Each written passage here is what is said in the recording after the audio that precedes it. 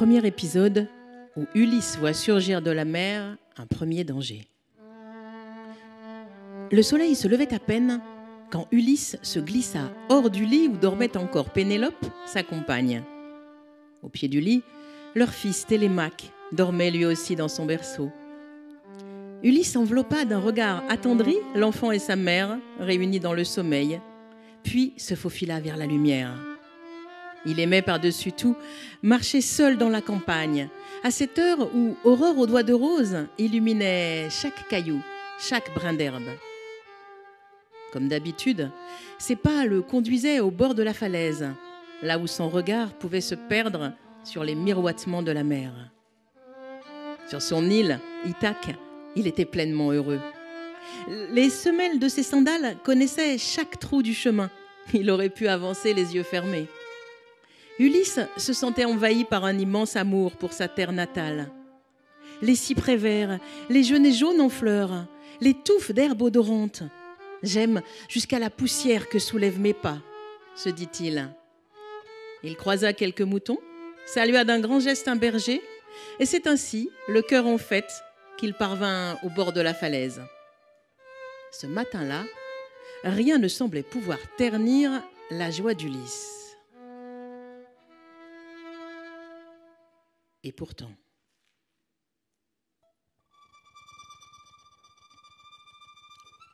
au loin, une voile approchait. Ulysse se régalait à la vue des mouettes survolant les flots.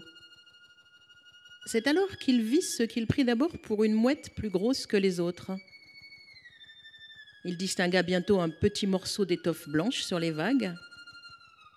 Il mit la main en visière au-dessus de ses yeux. Pas de doute, ce n'était pas un oiseau, mais la voile d'un bateau. Qui pouvaient être ces visiteurs ?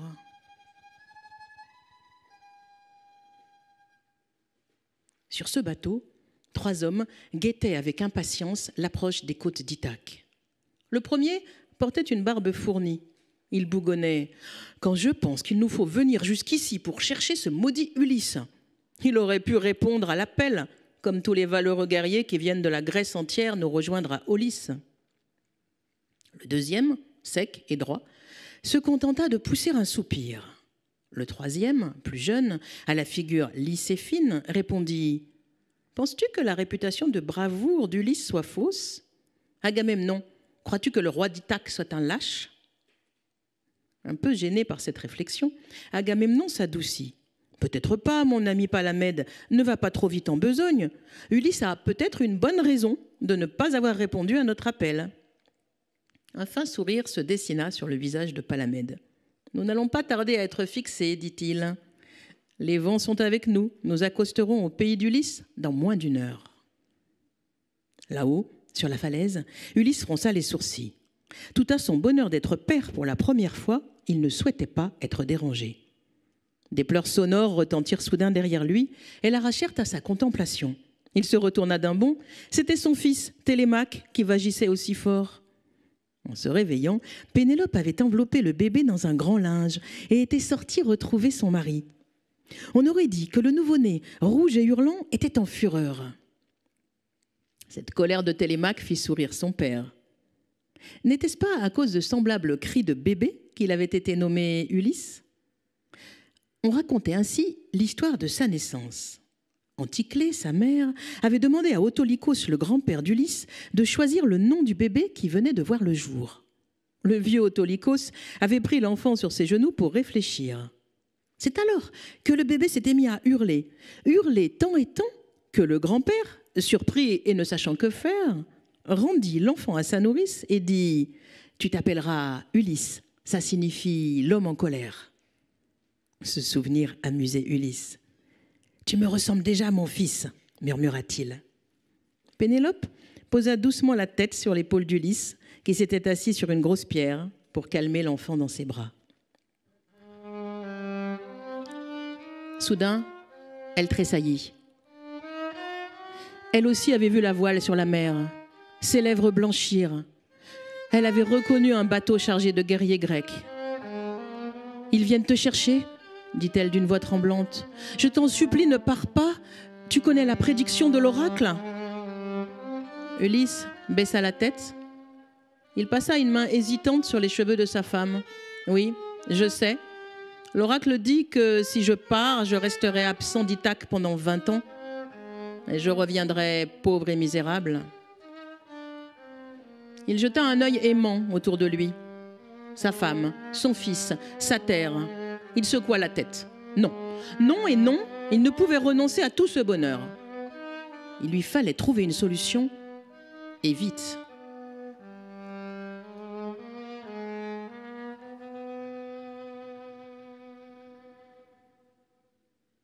Lorsque les 3 guerriers grecs mirent pied à terre, ils s'étonnèrent de ne pas voir Ulysse les accueillir.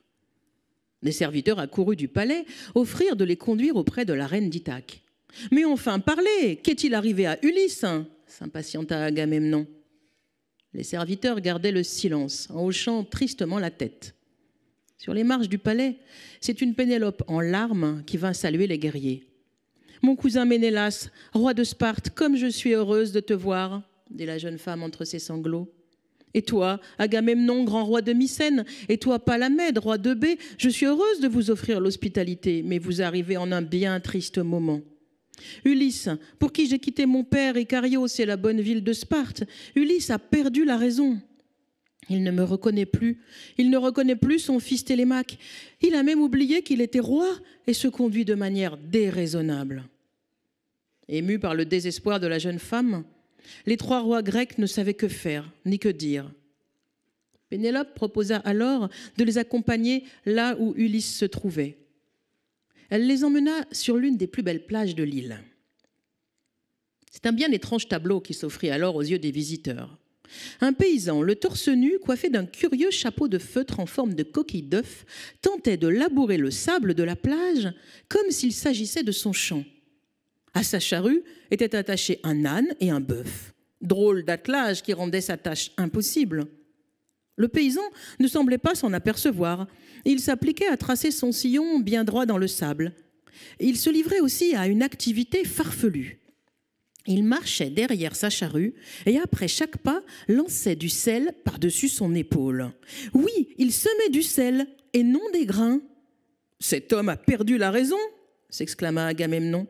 « Oui, répondit Palamède, on dirait un fou, mais regarde-le de plus près, c'est Ulysse lui-même. » Ulysse, car c'était bien lui, ne prêta pas attention à l'arrivée des visiteurs ni à celle de sa femme portant son petit Télémaque.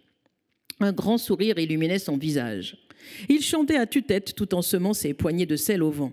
« Quelle tristesse, pauvre Ulysse et pauvre Pénélope !»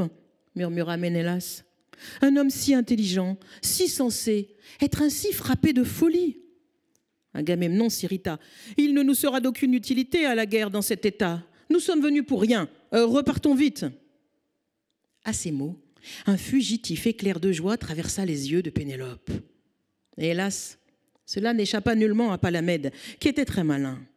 Il regardait en silence Ulysse labourer la plage depuis de longues minutes. Quelque chose lui disait qu'on ne nommait pas le roi d'Ithaque Ulysse aux 1000 ruses par hasard, et que peut-être cette soudaine folie n'était qu'un piège. Après tout, Ulysse n'était pas un guerrier dans l'âme. On le disait si heureux depuis la naissance de son fils. Palamède prit ses compagnons à l'écart. Et s'il feignait la folie pour ne pas nous obéir ?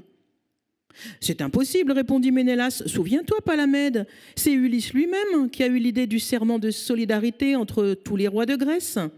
Il a donné sa parole de venir me soutenir si ma femme m'était enlevée. Toute la Grèce sait que ma belle Hélène a hélas été enlevée par Paris, le prince de Troie. Ulysse ne pourrait trahir son engagement. » Mais Palamède n'était décidément pas convaincu par la soudaine folie du roi d'Ithaque. En regardant le soc de la charrue d'Ulysse tracé de grands sillons dans le sable humide, il eut une soudaine inspiration. Ne se doutant de rien, Ulysse continuait à labourer et à semer ses poignées de sel. Palamède bondit brutalement sur Télémaque. Il arracha le bébé des bras de sa mère. L'enfant se mit à hurler. Palamède le jeta alors sur le sable, juste devant la charrue tirée par l'âne et le bœuf. Pénélope poussa un cri de bête blessée et voulut récupérer son bébé. Palamède la retint. La charrue approchait inexorablement du bébé. Si Ulysse était bien le fou qu'il prétendait être, il ne stopperait pas sa charrue et son fils serait écrasé sous les sabots des bêtes. S'il arrêtait sa charrue, il serait ainsi démasqué. Qu'allait-il se passer ?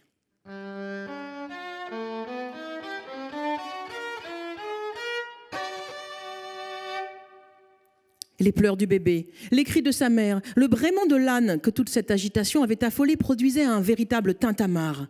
Les sabots des animaux approchaient de la petite tête de l'enfant. C'était insupportable pour Ulysse qui aimait tant son fils. Il ne pouvait continuer à feindre la folie. Il tira brutalement sur les rênes pour arrêter la charrue. La vie de Télémaque était sauvée, mais Ulysse était perdu. Il jeta son bonnet en forme d'œuf sur le sol, se baissa et prit avec délicatesse l'enfant dans ses bras. Sentant la chaleur de son père, Télémaque cessa aussitôt de pleurer. Le cœur d'Ulysse se mit à fondre. Il posa un baiser sur le front de l'enfant, puis le tendit à Pénélope.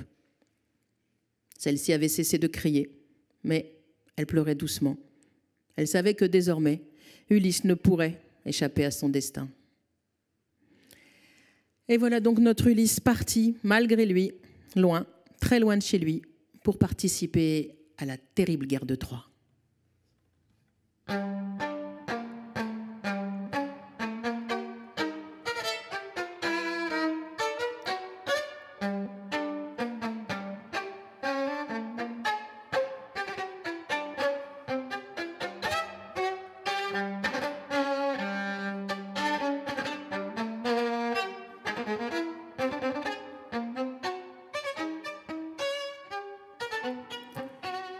L'armée grecque prit position au pied des remparts de Troie. L'armée des Troyens se mit en ordre de bataille. Et la guerre commença. Des milliers d'hommes se jetèrent les uns contre les autres, à pied ou à cheval, dans une mêlée indescriptible. Puis chacun ramassa ses blessés et ses morts. Les uns regagnèrent leur campement, les autres se réfugièrent à l'abri de leurs remparts, jusqu'au prochain affrontement. Car le lendemain, tout recommença de la même manière. Et les jours qui suivirent aussi, sans que jamais personne prenne le dessus. Des jours et des jours passèrent ainsi. Puis des mois. Puis des années. Le sang coulait. Il n'y avait ni vainqueur, ni vaincu. Juste une immense et terrible boucherie humaine.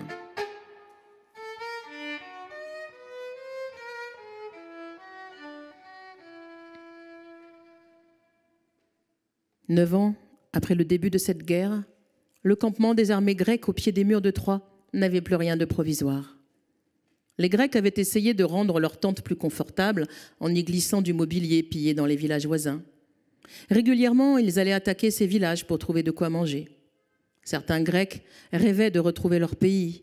D'autres souhaitaient ardemment que les combats leur permettent de se couvrir de gloire. Tous espéraient que quelque chose de décisif se passe. Mais il ne se passait rien. Un jour, les Grecs gagnaient du terrain. Le lendemain, les Troyens reprenaient le terrain gagné la veille. Le valeureux Achille prenait régulièrement la tête des soldats. Son ardeur faisait naître quelques étincelles de bravoure. Les Grecs sentaient alors la victoire à portée de main. Le sang imprégnait le sol. Des hommes étaient blessés, d'autres mourraient. Mais en face, du côté de l'armée troyenne, leur chef, qui s'appelait Hector, était tout aussi valeureux. Il montrait la même ardeur qu'Achille. Il était prêt à défendre sa cité jusqu'à la mort. Et lorsqu'il prenait la tête de ses soldats, eux aussi sentaient la victoire à portée de main. 2 hommes courageux qui n'aimaient pas la guerre, mais savaient la faire. Ce face-à-face était implacable. Par moments, des trêves provisoires s'installaient pour que chacun puisse honorer ses morts. Puis la bataille reprenait. La guerre s'étirait. Dure, poison mortel.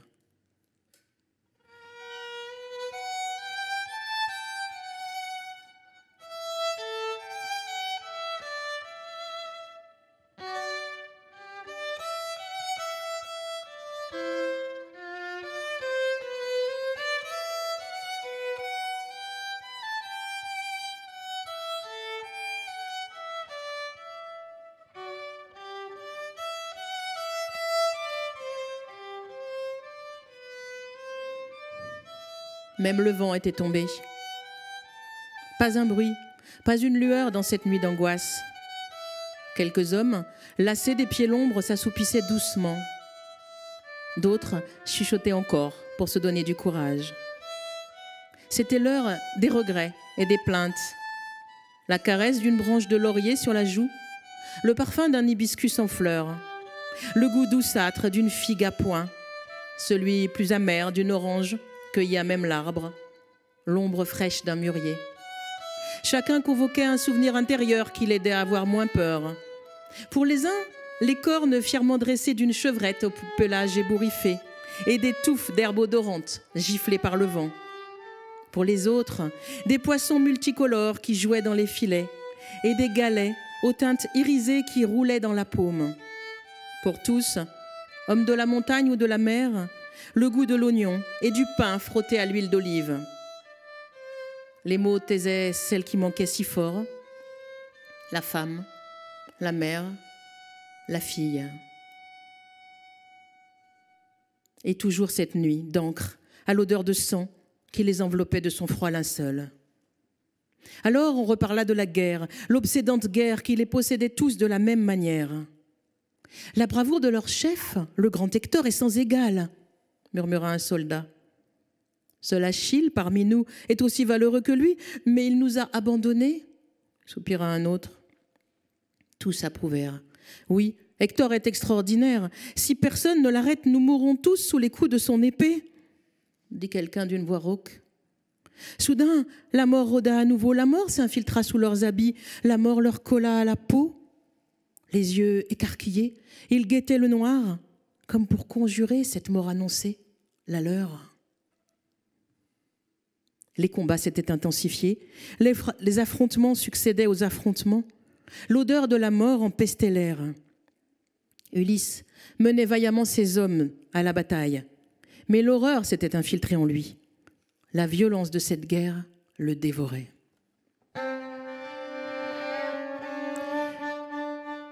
Une nuit, des images sanglantes se mirent à danser sauvagement devant ses yeux.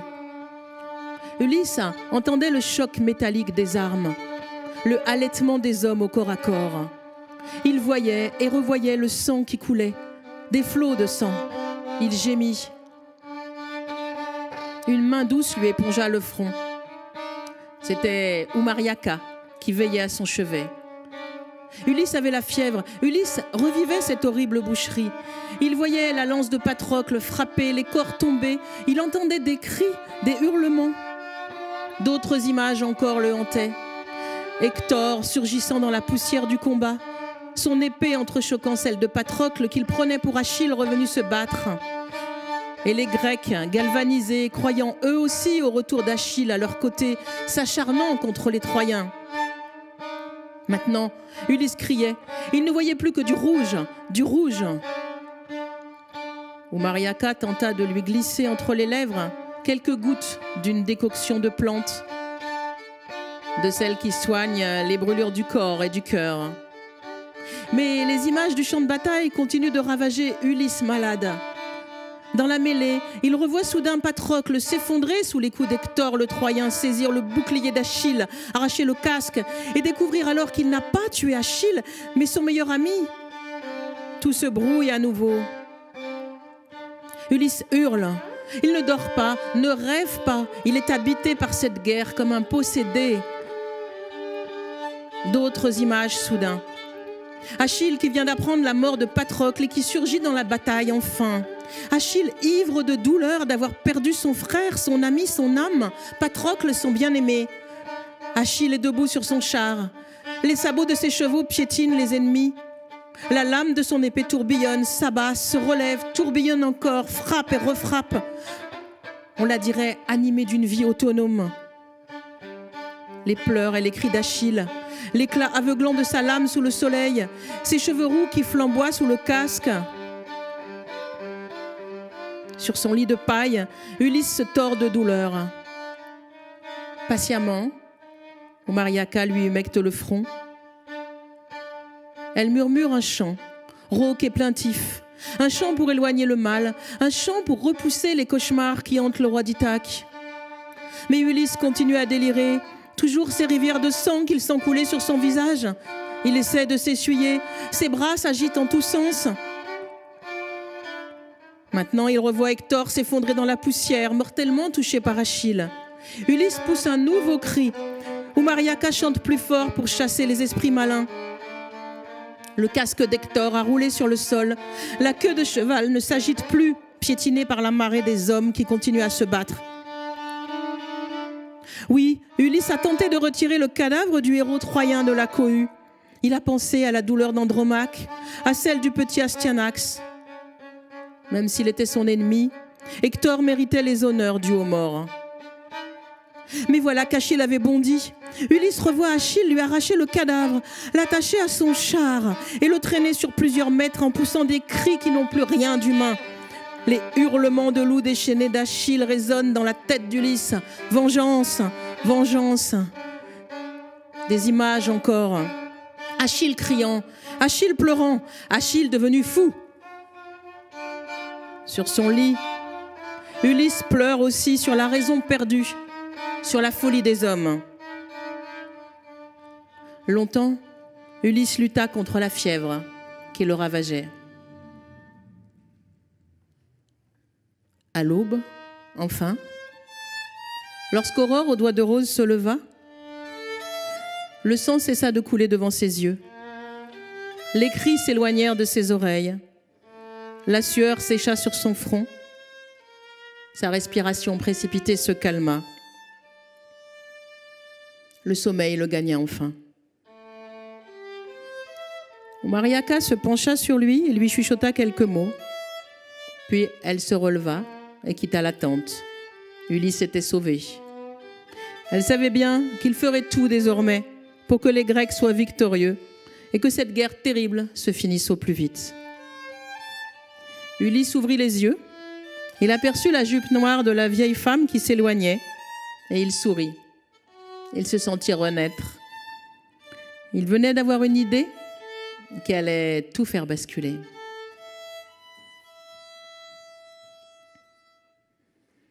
Alors Ulysse invente le fameux cheval de Troie.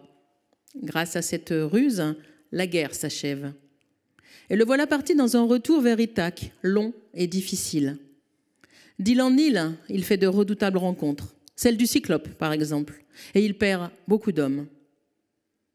Cela fait bien longtemps maintenant qu'il essaie de regagner Ithaque, lorsque son bateau arrive dans des parages très inquiétants.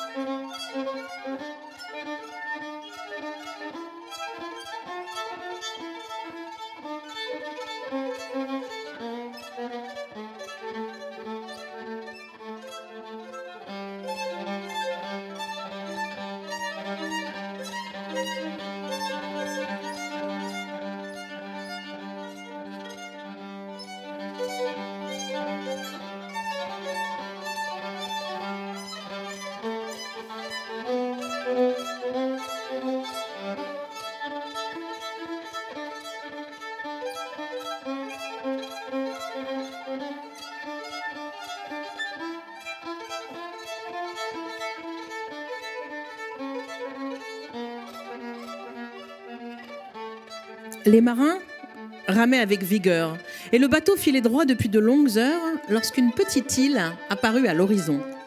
On aurait dit un gros caillou noir posé sur la mer bleue. Quand le navire s'en approcha, le vent apporta avec lui les bribes d'un son mélodieux.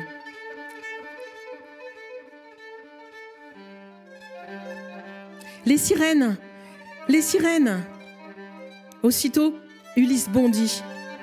Il distribua aux hommes d'équipage de petites boulettes en cire pour qu'ils se bouchent les oreilles. Certains hésitaient. L'un d'eux osa demander « Oh, Ulysse, on dit que le chant des sirènes est si beau. Je rêve de l'entendre. Est-il vraiment nécessaire de se boucher les oreilles ?» Mais le roi d'Ithaque fut inflexible. Vous devez absolument éviter de les écouter. Sinon, vous en mourrez. Circé m'a bien prévenu. Allez, vite. » Ils avaient presque tous obéi lorsque l'un d'eux s'aperçut qu'Ulysse, lui, ne se bouchait pas les oreilles. « Mais, et toi, notre capitaine ?» Sans répondre, Ulysse avait attrapé un gros cordage. Il plaqua son dos contre le mât du navire et donna l'ordre qu'on l'attache avec cette corde. « Et serrez fortement les nœuds !» Étonnés, les marins obéirent. Le son, porté par le vent, s'amplifiait. Ils bouchèrent tous leurs oreilles. Tous, sauf Ulysse. Plus le bateau approchait de l'île, plus l'impatience d'Ulysse grandissait. Il fut bientôt suffisamment près pour que le son mélodieux que lui apportait le vent se transforme en chant.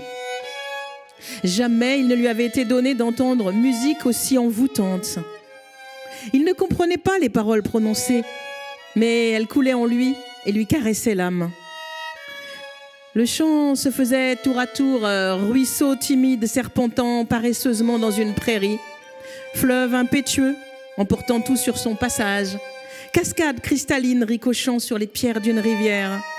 Oui, le chant des sirènes portait en lui toute la musique de la terre. Il était vol gracieux des oiseaux et des papillons, parfum entêtant des fleurs fraîchement écloses et des fruits mûris au soleil. Il était le sel de la mer, tempête et embrun, roulis des vagues voluptueuses sur l'océan. Ulysse se laissa emplir par les notes et les voix des sirènes. Et voilà qu'elle l'appelait.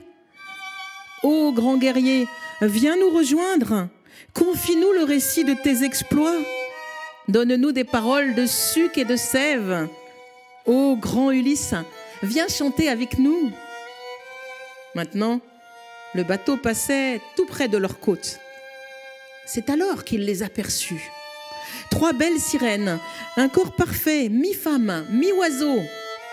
L'une jouait de la harpe, l'autre de la lyre, et la troisième agitait de délicats grelots suspendus à son poignet.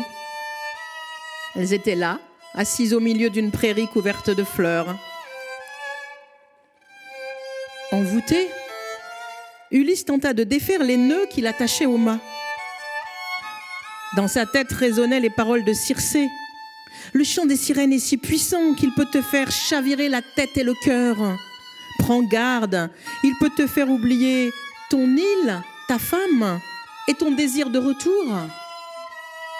Regarde bien autour des sirènes. Les os de tous ceux qui ne se sont pas assez méfiés blanchissent au soleil. Mais Ulysse était comme ensorcelé. Il ne s'appartenait plus. Il ne vit pas les os des hommes qui avaient succombé avant lui au charme de ces manipulatrices. Plus rien ne comptait, sauf son désir de courir les rejoindre et de chanter avec elles. Il fredonnait des paroles qu'il inventait pour elles. Les larmes coulaient sur ses joues. Il cria à ces hommes « Délivrez-moi! Desserrez cette corde! Par pitié !» Oubliez Pénélope et son bonheur auprès d'elle. Oubliez son île et son désir d'y retourner vivre en paix. Oh, Ulysse tant vanté, nous chanterons ta gloire et ta beauté. Oh, grand guerrier, nous serons le souffle de tes mots. Nous habillerons notre nudité avec les chansons que tu inventeras pour nous. Viens nous rejoindre, reste auprès de nous. Tu n'as plus d'autre pays que cette harpe, cette lyre et ces grelots.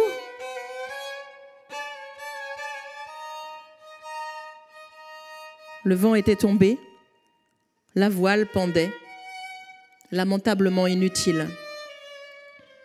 Ulysse tremblait de désir, hurlant pour qu'on le détache. Ses lèvres, craquelées par le soleil et le sel, saignaient. Les sirènes continuaient leurs appels langoureux.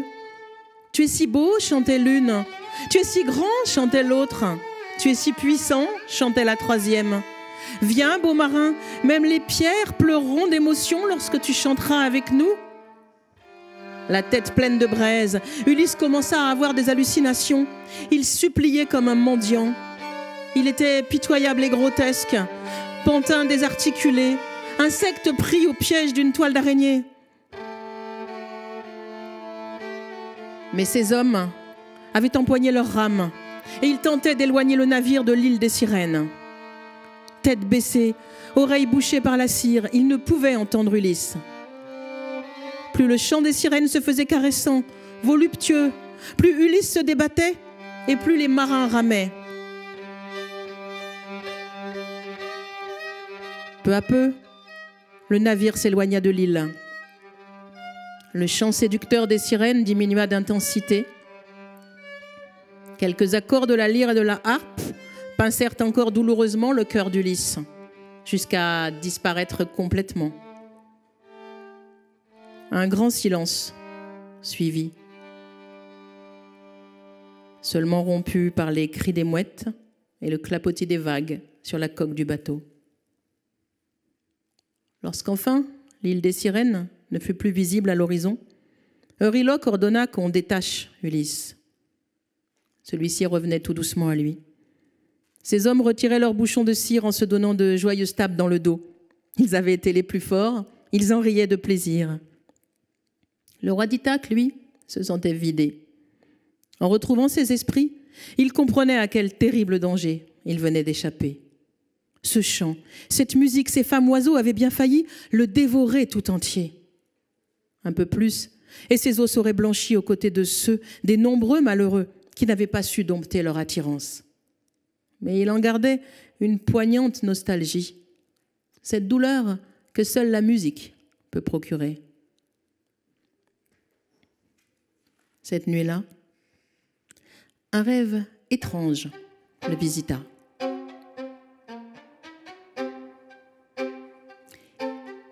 Il marchait dans une immense prairie dont les herbes étaient aussi hautes que lui. Sur sa route, il croisa un hérisson et eut la surprise de constater qu'il faisait la même taille que lui. Il avait sorti un couteau et essayait de se frayer un chemin au milieu des touffes d'herbe. Au fur et à mesure qu'il les coupait, d'autres surgissaient, plus hautes, plus menaçantes encore. Bientôt, il arriva devant une sorte d'étang. Peut-être n'était-ce qu'une flaque d'eau vu sa taille. Il se pencha pour prendre une gorgée, mais se recula vivement. Au fond de l'eau, tapie, une nymphe sous-marine le guettait. Il n'eut que le temps d'apercevoir son sourire d'hippocampe et de se jeter en arrière pour éviter qu'elle ne l'entraîne au fond de l'eau. Il poursuivit donc sa route. Le chemin était devenu moussu, glissant. Il arriva bientôt à une cascade. Sous le filet d'eau, une harpe était posée. L'instrument jouait tout seul. On aurait dit qu'il était doté d'une vie autonome. Un son mélodieux s'en dégageait. Ulysse s'approcha, émerveillé. Une petite grenouille courait sur les cordes. C'était elle qui faisait chanter l'instrument. Soudain, la jolie petite rainette enfla et se transforma en un gros crapaud. Celui-ci sortit sa langue et tenta de saisir Ulysse pour l'avaler. Pour lui échapper, Ulysse se mit à grimper le long des cordes de la harpe, comme s'il grimpait sur le mât de son navire. Arrivé en haut, il se retourna et découvrit que les cordes de la harpe étaient devenues les cordes d'un métier à tisser. Une femme, de dos, laissait courir ses doigts sur les fils. Quelques mèches échappées de son chignon formaient des accroche-cœurs dans sa nuque. Lorsqu'elle se retourna à demi, le cœur d'Ulysse bondit dans sa poitrine. C'était Pénélope. Ulysse cria pour attirer son attention. Mais au fil de sa progression, il n'avait cessé de rapetisser. Il n'était désormais pas plus gros qu'un criquet. Et Pénélope ne pouvait ni le voir, ni l'entendre. Sur les lèvres de sa femme, Ulysse put cueillir quelques mots. « Mon homme, reviens vite. Je t'attends. » Il se laissa glisser le long des cordes, mais celle-ci s'était transformée en une toile d'araignée.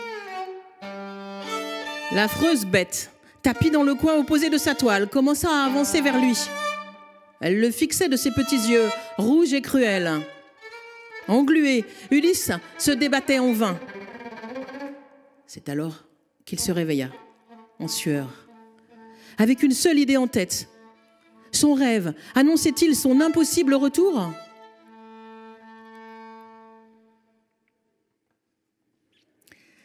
Bien des mésaventures l'attendent encore, des naufrages aussi dans cette redoutable mer Méditerranée. Mais voilà qu'il parvient à retrouver Ithaque. Et après avoir chassé les prétendants qui harcèlent sa femme, il se fait reconnaître par Pénélope. Voici l'heure des retrouvailles.